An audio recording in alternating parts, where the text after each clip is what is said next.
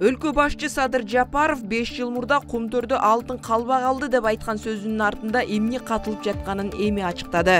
Президенттин айтымында ал кенде 40-50 жылга жетерлик алтын бар экенин 2012 жылы эле билген.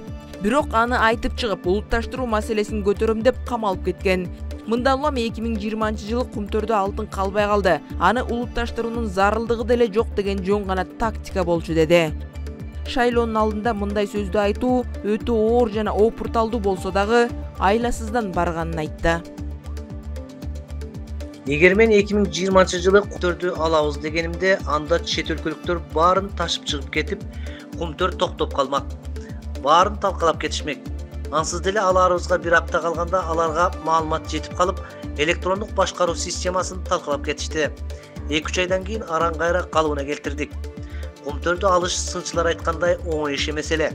Убакыт керек болчу.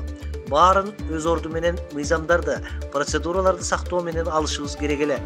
Биз ошонун баарын тымызын 6 айдын ичинде жасап бүтүп, анан акыр аягында алып койдук. Мына эми азыр элдин керегине жарап жатат. Дагы 40-50 жыл жарайт.